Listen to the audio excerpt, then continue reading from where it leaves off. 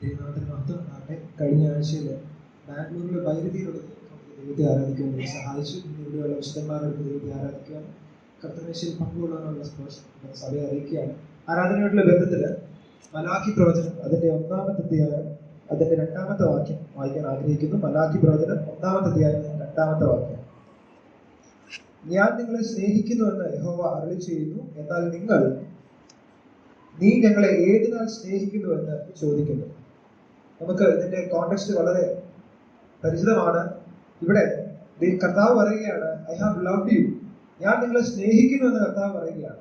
എന്നാൽ അവരുടെ മറുപടി റെസ്പോൺസ് എന്ന് പറയുന്നത്, നീ ഞങ്ങളെ ഏതിനാൽ സ്നേഹിക്കുന്നു. നമ്മളിന്ന് രാവിലെ പാടിയ പാട്ടിൽ നാം ഓർത്തു, ശ്രീയേശുനാഥ എന്റെ സ്നേഹം. ഇവരോടുള്ള ബന്ധത്തില് ഈ സ്നേഹത്തിന്റെ എവിഡൻസ് എന്ന് പറയുന്നത് ഇതിനോട് തുല്യം ചൊല്ലുവാൻ വേറെ ഒന്നുമില്ല. കാരണം നമുക്ക് എല്ലാവർക്കും അറിയാം, അബ്രഹാമിനെ ദൈവം വിളിച്ച ആ ഒരു ടൈം തൊട്ട് ഇവരിപ്പോ നിൽക്കുന്ന ഈ പോയിന്റ് വരെ ഇവരെ പോലെ അത്ഭുതങ്ങൾ കണ്ട, അതിശയങ്ങൾ കണ്ട, ദൈവത്തിന്റെ അത്ഭുതകരമായിരിക്കുന്ന നടത്തിപ്പും വഴിയും കണ്ട വേറൊരു ജാതിയില്ല, വേറൊരു ജനതയില്ല. അപ്പം ഇവിടെ മലാഖി പ്രവാചകൻ പറയുന്നത് വെരി കറക്റ്റ് പറയുകയാണ്, ഐ ഹാവ് ലവ്ഡ് യു. കർത്താവ് പറയുകയാണ്, ഐ ഹാവ് ലവ്ഡ് യു. പക്ഷെ അവര് തിരിച്ചു ചോദിക്കുകയാണ്, അവരുടെ ഒരു അൺഗ്രേറ്റ്ഫുൾ റെസ്പോൺസ്, നന്ദി കെട്ട ഒരു റെസ്പോൺസ് ആണ് നാം കാണാൻ സാധിക്കുന്നത്. നീ ഞങ്ങളെ ഏതിനാൽ സ്നേഹിച്ചു.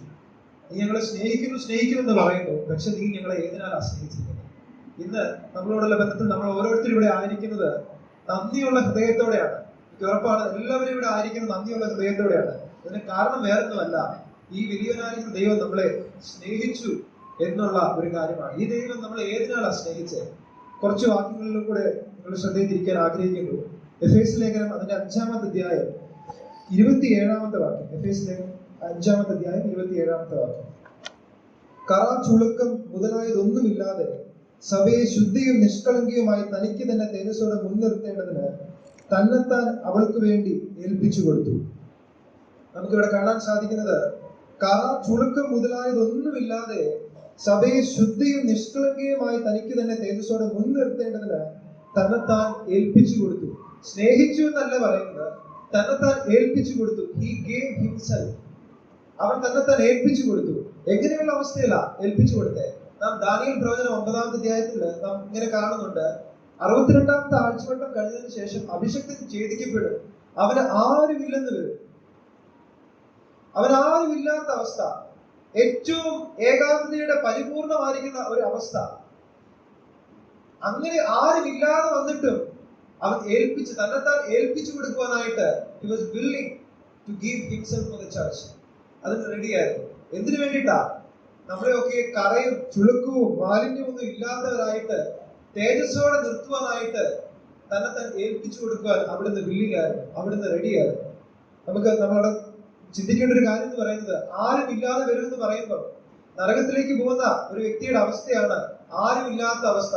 ആശ്വസിപ്പിക്കുവാൻ, താങ്ങുവാൻ, ഒന്ന് സപ്പോർട്ട് ചെയ്യുവാൻ ഒന്നുമില്ലാത്ത ഏകാന്തതയുടെ തടവുകാരാണ് നരകത്തിലുള്ള ആളുകൾ. ആ ഒരു അവസ്ഥയിലേക്ക് ഈ കർത്താവ് ഇറങ്ങിച്ചെന്ന് പിടിച്ചു കയറ്റി നമ്മളെ ഓരോരുത്തരെയും വിശുദ്ധരാക്കുവാൻ, ശുദ്ധരാക്കുവാൻ ഇവിടെ തന്നെത്താൻ ഏൽപ്പിച്ചു കൊടുത്തെന്ന് പറയുമ്പോൾ ആർക്കു വേണ്ടിയാണ്, എന്തിനു വേണ്ടിയാണ്? ഒരു വാക്യം കൂടെ വായിച്ച് ഇരിക്കുവാൻ ആഗ്രഹിക്കുന്നു. യെശയ്യാ പ്രവചനം 53-ാമത്തെ അധ്യായത്തിന്റെ 3 തൊട്ടുള്ള വാക്യങ്ങളിൽ നാം കാണുന്നത് ആർക്കു വേണ്ടി ഏൽപ്പിച്ചു കൊടുത്തു, എന്തിനു വേണ്ടി ഏൽപ്പിച്ചു കൊടുത്തു? അവൻ മനുഷ്യരാൽ നിന്ദിക്കപ്പെട്ടു, മനുഷ്യരുടെ നിന്ദയ്ക്ക് വേണ്ടി ഏൽപ്പിച്ചു കൊടുത്തു. ത്യജിക്കപ്പെട്ടു, വ്യസനപാത്രമായും രോഗം ശീലിച്ചവനുമായിരുന്നു, അതിനുവേണ്ടി അവിടെ ഏൽപ്പിച്ചു കൊടുത്തു. അവനെ കാണുന്നവർ മുഖം മറച്ചു കളയത്തക്കവണ്ണം നിന്ദനാകുവാൻ വേണ്ടി അവിടുന്ന് ഏൽപ്പിച്ചു കൊടുത്തു. നമ്മുടെ രോഗങ്ങളെ വഹിക്കുവാനായിട്ട് അവിടുന്ന് ഏൽപ്പിച്ചു കൊടുത്തു. എന്നിട്ട് നമ്മൾ ഒരുപാട് കാര്യങ്ങൾ കാണുന്നുണ്ട്. 4-ാമത്തെ വാക്യത്തിൽ നാം കാണുന്നു, നാം ദൈവം അവനെ ശിക്ഷിച്ചും അടിച്ചും ദണ്ഡിപ്പിച്ചും ഇരിക്കുന്നു എന്ന് വിചാരിച്ചു. ജനം ചിന്തിച്ചത്, ഈ വ്യക്തി ഇവൻ എന്തോ ഭയങ്കരമായിരിക്കും തെറ്റ് ചെയ്തു, ദൈവം അവനെ പണിഷ് ചെയ്യുകയാണ്. അതിന്റെ 10-ാമത്തെ വാക്യത്തിലേക്ക് നാം കാണുന്നുണ്ട്, അവനെ തകർത്ത് കളയുവാനായിട്ട് യഹോവയ്ക്ക് ഇഷ്ടം തോന്നി. 4-ാമത്തെ വാക്യമായിട്ട് കോൺട്രഡിക്ട് ചെയ്യുന്നുണ്ടോ? ജനം ചിന്തിച്ചത് ദൈവം ഇവനെ പണിഷ് ചെയ്യുകയാണ്, ദൈവം അവനെ ശിക്ഷിക്കുകയാണ്. എന്നാൽ 10-ാമത്തെ വാക്യത്തിലേക്ക് വന്നപ്പോൾ പിതാവായ ദൈവം പറയുകയാണ്, നിന്ദിക്കപ്പെട്ടു, ത്യജിക്കപ്പെട്ടു, വ്യസനപാത്രമായി തീർന്നു, പീഡിപ്പിക്കപ്പെട്ടു, ഇതൊന്നും പോരാ, എനിക്ക് നിന്നെ തകർത്ത് കളയണം.